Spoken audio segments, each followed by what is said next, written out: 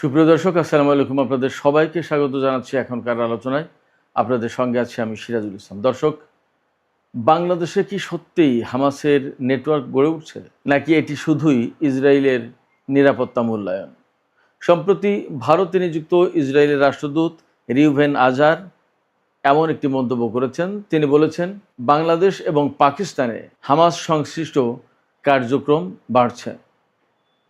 তার এই বক্তব্য কতটা গ্রহণযোগ্য, কতটা যুক্তিযুক্ত এবং কতটা তথ্য নির্ভর? যদি তথ্য নির্ভর এবং যুক্তিযুক্ত না হয়, তাহলে বাংলাদেশের পক্ষ থেকে এ ব্যাপারে কি কোনো প্রতিবাদ জানানো উচিত? বা বাংলাদেশ আসলে কি করবে এ ব্যাপারে? বাংলাদেশের বক্তব্য বা অবস্থান কি হওয়া উচিত? ইসরায়েলি রাষ্ট্রদূতের মন্তব্য ঘিরে এরই মধ্যে বাংলাদেশে কিন্তু নানা রকমের আলোচনা শুরু হয়েছে এবং সম্ভবত ইসরায়েলের রাষ্ট্রদূতের এই মন্তব্যে বাতাস দিচ্ছে ভারত। ভারতের এখানে কোনো লাভ ক্ষতির প্রশ্ন আছে কিনা, এর সাথে আঞ্চলিক ভূ রাজনীতির কোনো হিসাব নিকাশ জড়িত কিনা, সেও এক বড় প্রশ্ন। দর্শক, এই বিষয় নিয়ে এখন বিস্তারিত আলোচনা করার চেষ্টা করব। আশা করি আপনারা সবাই শেষ পর্যন্ত সঙ্গে থাকবেন। আর ভিডিওটি ভালো লাগলে লাইক, কমেন্ট, শেয়ার করবেন এবং চ্যানেলটি সাবস্ক্রাইব করে সাথেই থাকবেন। দর্শক, চলুন মূল আলোচনায় চলে যাই। দর্শক, আমি শুরুতেই যেমনটি বলেছি, বাংলাদেশে হামাসের অস্তিত্ব আছে কিনা, বাংলাদেশে হামাসের নেটওয়ার্ক গড়ে উঠছে কিনা এবং পাকিস্তান আর বাংলাদেশের সাথে তুলনা করে একসাথে সম্পর্ক যুক্ত করে ইসরায়েলের রাষ্ট্রদূত, ভারতে নিযুক্ত ইসরায়েলের রাষ্ট্রদূত যে বক্তব্য দিয়েছেন, সেই বক্তব্য আসলে কতটা তথ্য নির্ভর, নাকি শুধুই বাংলাদেশকে কূটনৈতিক চাপে ফেলা বা ভূ রাজনীতির ঘূর্ণাবর্তে ফেলে বিশেষ কোনো ফায়দা লোটার চেষ্টা করা? এই বিষয়ে বিস্তারিত আলোচনার আগে আজকে গুরুত্বপূর্ণ কিছু সংবাদ শিরোনাম আমি আপনাদেরকে জানিয়ে দিই। গুরুত্বপূর্ণ কিছু ফোকাস নিউজ আমি আপনাদের সামনে তুলে ধরি, তারপরে এই ব্যাপারটা নিয়ে বিস্তারিত আলোচনা করব। আপনারা সবাই জানেন, আমেরিকা এবং ইরানের মধ্যে গত 2-3 দিন ধরে বেশ ছোটোখাটো সংঘর্ষ, পাল্টা সংঘর্ষের ঘটনা ঘটছে। গত রাতে আমেরিকা ইরানের উপর যে হামলা চালিয়েছে, তার জবাবে কিন্তু ইরান কুয়েত আর বাহরাইনে বেশ কঠোর হামলা চালিয়েছে। তাতে বড় রকমের ক্ষয়ক্ষতি হয়েছে। এপাশে ডোনাল্ড ট্রাম্প সরাসরি হুমকি দিয়েছেন যে ইরান যদি এই রকমের হামলা অব্যাহত রাখে, তাহলে ইরানকে বিশ্বের মানচিত্র থেকে একদম সম্পূর্ণ মুছে ফেলা হবে। আর ইরান জবাবে বলেছে, আমেরিকা যদি এই রকমের হামলা আর একটিও করে, তাহলে আলোচনা বন্ধ করে দেওয়া হবে। এদিকে ইরানের সর্বোচ্চ নেতা সাইয়েদ মুজতবা খামেনি তিনি বলেছেন যে যারা ইরানের শিশু হত্যা করেছে, যারা ইরানে যুদ্ধ অপরাধ করেছে, তাদের বিচার করতে হবে এবং এই বিচার প্রক্রিয়া দেশে এবং আন্তর্জাতিক পর্যায়ে শুরু করার জন্য তিনি ইরান সরকারের প্রতি আহ্বান জানিয়েছেন। ইরানের সর্বোচ্চ নেতার এই আহ্বান শুধুই কিন্তু আহ্বান না, এটি ইরানের জাতি এবং ইরানের সরকারের জন্য এক ধরনের নির্দেশনা বটে। আমিও অনেকদিন থেকেই ধারণা করছিলাম ইরান নিশ্চয়ই দেশের ভেতরে এবং আন্তর্জাতিক অঙ্গনে মামলা করবে। আজকে ইরানের সর্বোচ্চ নেতার পক্ষ থেকে সেই বক্তব্যটাই এলো। এদিকে ইসরায়েল এবং লেবানন দুই পক্ষের ভেতরে যুদ্ধবিরতি চুক্তি হওয়ার পরেও হিজবুল্লাহ যোদ্ধা এবং ইসরায়েলি বাহিনীর ভেতরে কিন্তু সংঘর্ষ অব্যাহত আছে। গত রাতে দক্ষিণ লেবাননে ইসরায়েলের গোলানি ব্রিগেডের প্লাটুন কমান্ডার ক্যাপ্টেন হাজুত, এই লোক তার কিছু সেনা নিয়ে দক্ষিণ লেবাননের একটি গ্রামে অভিযান চালায় এবং একটি বাড়ির ভেতরে ঢুকে পড়ে। সেখানে একজন হিজবুল্লাহ যোদ্ধার সাথে তাদের সংঘর্ষ হয় এবং ওই ক্যাপ্টেন হাজুত মারা যায়। অর্থাৎ ইসরায়েলের একজন সেনা কর্মকর্তা গত রাতে মারা গেছে হিজবুল্লাহর হাতে এবং ওই সংঘর্ষে আর একজন ইসরায়েলি সেনা আহত হয়েছে, তাকে হাসপাতালে ভর্তি করা হয়েছে। তার মানে লেবাননের সাথে ইসরায়েলের সরকারি পর্যায়ে চুক্তি হলেও হিজবুল্লাহ এই চুক্তি প্রত্যাখ্যান করেছে এবং হিজবুল্লাহর সাথে ইসরায়েলের সেনাবাহিনীর সংঘর্ষ অব্যাহত রয়েছে। তার মানে এই চুক্তি আসলে কার্যকর হলো না। ইরান এই প্রেক্ষাপটে দাবি করেছে, লেবানন থেকে কবে কখন ইসরায়েলি সেনা প্রত্যাহার করবে তার সুনির্দিষ্ট সময়সূচি ঘোষণা করতে হবে, এবং এই দায়িত্ব আমেরিকার। কারণ আমেরিকার সাথে ইরানের চুক্তি হয়েছে যে লেবানন ফ্রন্টে যুদ্ধ সম্পূর্ণভাবে বন্ধ হবে। সেই যুদ্ধ বন্ধ করার দায়িত্ব আমেরিকার, সেখান থেকে সেনা প্রত্যাহার করার দায়িত্ব আমেরিকার। যদি তাই না হয় তাহলে কিন্তু এই আমেরিকার সাথে ইরানের যে যুদ্ধবিরতি চুক্তি এবং যে সমঝোতা হয়েছে এগুলো কিন্তু সব ভেঙে যাওয়ার যথেষ্ট আশঙ্কা আছে। সুপ্রিয় দর্শক, এই ছিল মোটামুটি হাইলাইট খবর। আমি এখন চলে আসছি বাংলাদেশে হামাস আছে কিনা এবং ভারতে নিযুক্ত ইসরায়েলের রাষ্ট্রদূত যে বক্তব্য দিয়েছেন তার ভিত্তি আসলে কতটা শক্ত, কতটা প্রমাণিত, এই বিষয় নিয়ে আমি বিস্তারিত আলোচনা করার চেষ্টা করব। হামাসের জন্ম হয়েছে পিএলও, ইয়াসির আরাফাতের নেতৃত্বাধীন যে পিএলও সংগঠনটা ছিল সেই পিএলওর ব্যর্থতার ওপরে দাঁড়িয়ে, অর্থাৎ পিএলও যেখানে ব্যর্থ সেখান থেকেই হামাসের জন্ম। মূল টার্গেট ছিল কি? যেখানে পিএলও যুগের পর যুগ ইসরায়েলের পেছনে বা আন্তর্জাতিক সম্প্রদায়ের পেছনে ঘুরেছে, একটি স্বাধীন ফিলিস্তিন রাষ্ট্র প্রতিষ্ঠা হবে, যার রাজধানী হবে পূর্ব জেরুজালেম এবং তার প্রেসিডেন্ট হবেন ইয়াসির আরাফাত। এই আশায়, এই ভরসায় দীর্ঘদিন ঘুরেছে। এরপরে যখন প্রতিটা পদে পদে অপমানিত হয়েছে, লাঞ্ছিত হয়েছে এবং স্বাধীন ফিলিস্তিন নামক কোনো রাষ্ট্রের জন্ম হয়নি, তখন 1980 ও 90-এর মাঝামাঝি সময়ের দিকে হামাসের জন্ম হয়।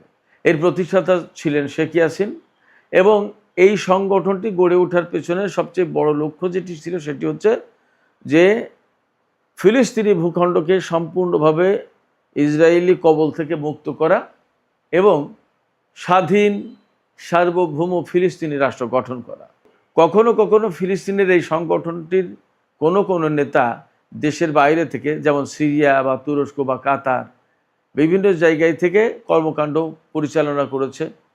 কিন্তু এই যে দেশের বাইরে থেকে কর্মকাণ্ড পরিচালনা করা, এটা মূলত তাদের জীবন বাঁচানোর জন্য, নিরাপত্তার জন্য এই কাজ করেছেন। এছাড়া যত যা কিছু হামাস সব কিছু ওই গাজা কেন্দ্রিক কাজই করেছেন। সেখানেই টানেল গড়ে তোলা, সেখানেই জীবনযাপন করা, সেখানেই ভালো, সেখানেই মন্দ, সেখানেই জীবন, সেখানেই মৃত্যু, সব কিছু সেখানেই।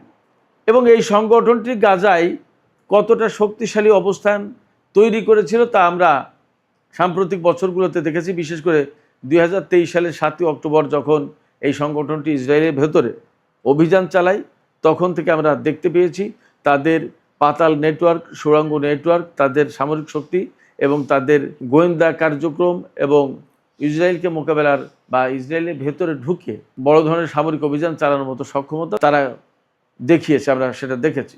এই জায়গা থেকে একদম পরিষ্কার হয় গাজা এবং ফিলিস্তিনি ভূখণ্ড কেন্দ্রিক তাদের সমস্ত কার্যক্রম বড় জোর, তাদের কার্যক্রম আরও স্মুথলি চালানোর জন্য হয়তো কোনো নেতা সিরিয়াতে বা লেবাননে বা কাতারে থেকেছেন, এর চেয়ে বেশি কিছু আসে। কিন্তু তাদের যে কোনো রকমের অবস্থান বাংলাদেশে থাকতে পারে, এটা একদম আশ্চর্য ধরনের একটা অদ্ভুত ভিত্তিহীন কথাবার্তা। ভারতের রাজধানী নয়াদিল্লিতে বসে ভারতের ইংরেজি ভাষার স্যাটেলাইট টেলিভিশন চ্যানেল এনডিটিভিকে দেওয়া সাক্ষাৎকারে ইসরায়েলের রাষ্ট্রদূত রিউভেন আজার এই অভিযোগ করছেন যে বাংলাদেশ এবং পাকিস্তানে হামাসের কার্যক্রম বিস্তার লাভ করছে। একেবারে অ্যাবসার্ড কথাবার্তা। পাকিস্তান ফিলিস্তিনের ব্যাপারে যে রকমের দৃষ্টিভঙ্গি পোষণ করে, বাংলাদেশও অনেকটা সেই রকমের দৃষ্টিভঙ্গি পোষণ করে, এই অর্থে যে বাংলাদেশ আজ পর্যন্ত ইসরায়েল রাষ্ট্রকে স্বীকৃতি দেয়নি, ইসরায়েলের সাথে কোনো সম্পর্ক করে না, কূটনৈতিক সম্পর্ক তো নেই, এমনকি পাসপোর্টেই ইসরায়েল নামক দেশটি সফর করা একদম কমপ্লিটলি নিষিদ্ধ। পাকিস্তানেরও তাই। এটা কেন করে? এটা করে বিশ্বের আরও বহু মুসলিম দেশ থেকে শুরু করে অনেক অমুসলিম দেশ, যারা ফিলিস্তিনের উপরে ইসরায়েলের যে সমস্ত আচরণ, সেই আচরণগুলোকে পছন্দ করে না, অনেক ক্ষেত্রে অনেকে বর্বর হিসেবে গণ্য করে। এবং অনেকেই বিশ্বের বহু দেশ স্বাধীন ফিলিস্তিন রাষ্ট্র দেখতে চায়। জাতিসংঘে বহুবার ভোটাভুটি হয়েছে, যতবার ভোটাভুটি হয়েছে ততবার প্রায় ফিলিস্তিনি রাষ্ট্রের পক্ষেই ভোট দিয়েছে মানুষ। বাংলাদেশও সেই একই রকমের অবস্থান গ্রহণ করে। এবং বাংলাদেশে যে ফিলিস্তিনের দূতাবাস আছে, সেখানে আন্তর্জাতিক পর্যায়ে যে সরকার স্বীকৃত মাহমুদ আব্বাসের নেতৃত্বাধীন ফাতা বা পিএলও নেতৃত্বাধীন যে সমস্ত সরকার বিভিন্ন সময় ছিল, তারাই রাষ্ট্রদূত হিসেবে বাংলাদেশে থেকেছে, বাংলাদেশে থাকে এবং বাংলাদেশে তাদের তৎপরতা কার্যক্রম চলে। বেশ একটা বড় দূতাবাস আছে, বাট তাদের কার্যক্রম কতটুকু আমি তা কিছু জানিও না ঠিক মতো। তাদের কার্যক্রম একেবারেই সীমিত। সেখানে হামাসের কার্যক্রম বাংলাদেশে আসবে কিভাবে? এটা একটা অসম্ভব রকমের কথাবার্তা, ভিত্তিহীন অভিযোগ। এই অভিযোগ কেন করছে ইসরায়েল তাহলে? একদম সর্বপ্রথম খেয়াল করুন, এই অভিযোগটা কিন্তু করা হচ্ছে ভারতের বুকে বসে। কখন? যখন বাংলাদেশের প্রধানমন্ত্রী তারেক রহমান চীন সফরে যাবেন, সেই রকম একটা সময়ে এই কথা বলা হচ্ছে। কখন বলা হচ্ছে? পাকিস্তান এবং বাংলাদেশকে জড়িয়ে একই রকমের কথা বলা হচ্ছে। কখন? যখন পাকিস্তান ইরান এবং আমেরিকার মধ্যকার যে যুদ্ধ, সেই যুদ্ধ বিরতি এবং একটা কূটনৈতিক সমঝোতার দিকে দুই পক্ষকে নিয়ে যাওয়ার চেষ্টা করছে তখন। কারণ কি? আন্তর্জাতিক অঙ্গনে পাকিস্তানকে কালার্ড করে দেওয়া, অবিশ্বস্ত করে দেওয়া, কূটনৈতিকভাবে বিশ্বাসযোগ্য নয় পাকিস্তান নামক দেশটি, এই কথা প্রমাণের চেষ্টা। এবং এই কথার সাথে ভারত আর ইসরায়েল দুইজনেরই একই রকমের দৃষ্টিভঙ্গি, একই রকমের অবস্থান আছে, একদম পরিষ্কার। কারণ ভারত চায় না যে পাকিস্তান এইরকম একটা বড় যুদ্ধ থামিয়ে আন্তর্জাতিক অঙ্গনে বিশ্বস্ত একটি দেশে পরিণত হোক, কূটনৈতিকভাবে লাভবান হোক, আন্তর্জাতিক অঙ্গনে পাকিস্তানের গ্রহণযোগ্যতা বেড়ে যাক, এটা ভারত চায় না। একইভাবে ইসরায়েলও চায় না পাকিস্তান এই রকমের আদৌ শক্তিশালী একটি রাষ্ট্র হোক, কূটনৈতিকভাবে গ্রহণযোগ্য একটি রাষ্ট্র হোক, আন্তর্জাতিক অঙ্গনে সম্মানের আসনে বসুক। তার মানে পাকিস্তান এবং বাংলাদেশকে অনেকটা একই আসনে ফেলে তাদেরকে একইভাবে মূল্যায়ন করার চেষ্টা করা হয়েছে ইসরায়েলের এই রাষ্ট্রদূতের বক্তব্যে, এবং এটি বাংলাদেশকে নিতান্তই আন্তর্জাতিক অঙ্গনে খাটো ছোট করার চেষ্টা করা হয়েছে, বিশেষ করে পশ্চিমা জগতে এবং কোনো কোনো আরব রাষ্ট্রের কাছে। এনডিটিভির সাথে সাক্ষাৎকারে অনেক কথা বলেছেন ইসরায়েলের রাষ্ট্রদূত রিউভেন আজহার। তিনি 2024 সালের আগস্ট মাসে ভারতে ইসরায়েলের রাষ্ট্রদূত হিসেবে নিয়োগ পান। এর আগে 1984 থেকে 88 সাল পর্যন্ত তিনি ইসরায়েলের সামরিক বাহিনীর প্যারাট্রুপার হিসেবে কাজ করেছেন। তার মানে কিন্তু তিনি একেবারে যে পেশাদার কূটনীতিবিদ তা কিন্তু না, তার জীবনে সামরিক বাহিনীতে কাজ করার অভিজ্ঞতাও রয়েছে। ইসরায়েলের রাষ্ট্রদূতের এই বক্তব্যের বিপরীতে বাংলাদেশ এবং পাকিস্তানের বক্তব্য বা তাদের অবস্থান কি, তাদের মনোভাব কি? বাংলাদেশ এবং পাকিস্তান আনুষ্ঠানিকভাবে এই সাক্ষাৎকারের বিরুদ্ধে কোনো বিবৃতি দেয়নি, কোনো বক্তব্য দেয়নি। একথা বাস্তব সত্য যে ইসরায়েলের রাষ্ট্রদূত যা বলেছেন তা কিন্তু প্রমাণিত সত্য নয়, আন্তর্জাতিকভাবে তো নয়ই। অতএব হয়তো বাংলাদেশ বা পাকিস্তান এই বক্তব্যকে গুরুত্ব দেওয়ার প্রশ্ন নেই বলেই ভাবছে, অর্থাৎ গুরুত্ব দেওয়ার প্রয়োজন নেই মনে করছে, এমন হতে পারে। তবে এটাও ঠিক, যেহেতু ইসরায়েলের রাষ্ট্রদূত ভারতে বসে এরকম একটা বক্তব্য দিচ্ছেন, তার মানে এর কিন্তু কূটনৈতিক গুরুত্ব আছে। সেই জায়গা থেকে আমার ব্যক্তিগত মতামত হচ্ছে যে এই ব্যাপারে জবাব দেওয়া উচিত, এই ব্যাপারে একটা পরিষ্কার বক্তব্য বিবৃতি দেওয়া উচিত এবং এর প্রতিবাদ করা উচিত। আমি ব্যক্তিগতভাবে জানি, আমি দীর্ঘ 32 বছর সাংবাদিকতা করছি, দেশে বিদেশে বিভিন্ন জায়গায় সাংবাদিকতা করেছি, পত্রপত্রিকা, টেলিভিশন, রেডিওতে সাংবাদিকতা করেছি, সব অঙ্গনে সব মিডিয়াতে কাজ করেছি। সেই কারণে বাংলাদেশের রাজনৈতিক মহল সম্পর্কেও কম বেশি আমার ধারণা রয়েছে, আমাকে ধারণা রাখতে হয়। আমার জানা মতে বাংলাদেশে ইসলামী সংগঠন আছে, তারা বিভিন্ন রকমের তাদের মতো করে কর্মতৎপরতা চালায়, পরিচালনা করে, কিন্তু হামাস নামক বা এই ধরনের কোনো সংগঠন বাংলাদেশে আছে এটা কখনো শুনিনি, দেখিনি, জানি না, এবং কোনো রকমের কোনো আলোচনাও নেই এবং থাকার তো কোনো প্রয়োজনও নেই বেসিক্যালি। কারণ হামাসের যে কার্যক্রম এটা নিতান্তই ফিলিস্তিন কেন্দ্রিক, এখানে বাংলাদেশে তার কাজটা কি, এটা কোনো কারণই তো নেই।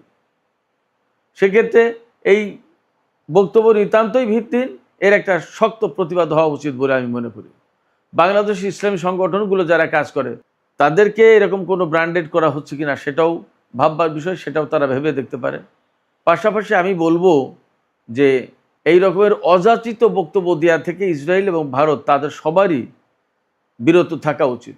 ভারতের বুকে বসে ইসরায়েলকে একেবারে এই রকম সাক্ষাৎকার নেওয়া হচ্ছে এবং সেখানে ইসরায়েলের রাষ্ট্রদূতের মুখ থেকে সাক্ষাৎকারের নামে বাংলাদেশ এবং পাকিস্তানের বিরুদ্ধে এই ধরনের কথাবার্তা বলানোর চেষ্টা করা হচ্ছে, এগুলো আসলে গ্রহণযোগ্য না।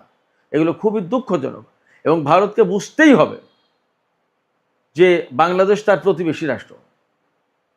বাংলাদেশকে অনেক কৌশলে যদি তারা দমিয়ে রাখতে চায় তাহলে তারা ভুল করবে।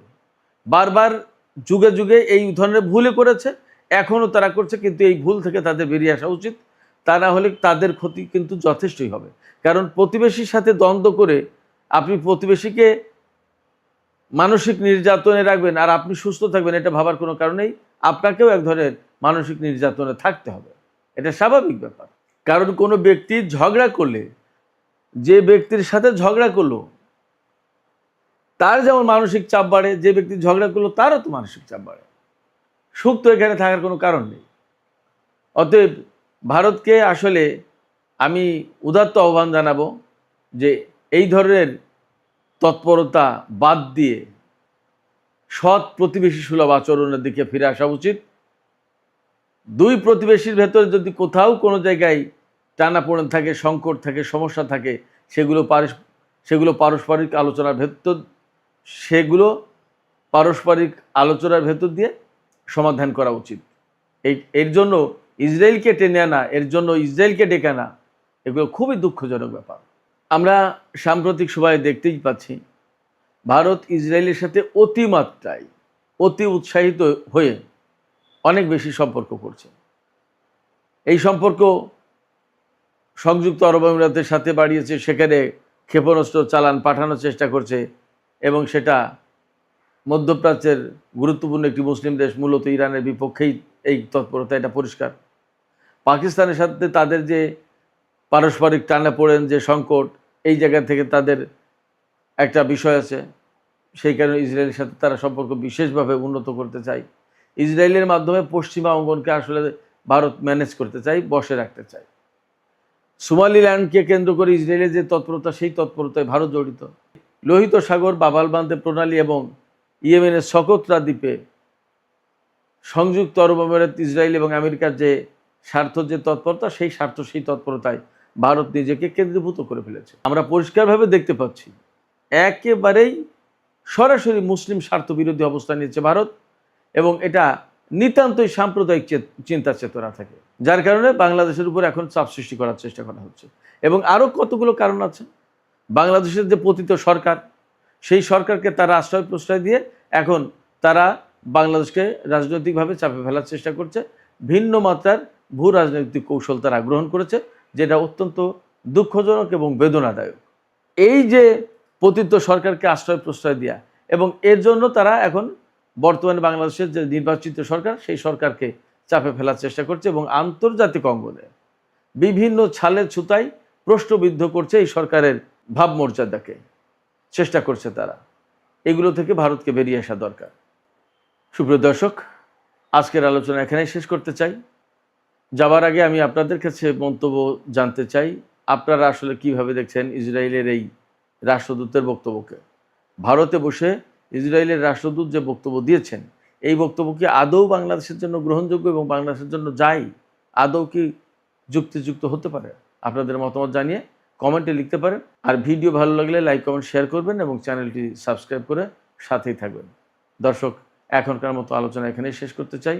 আপনারা সবাই অনেক অনেক ভালো থাকুন। আল্লাহ হাফেজ।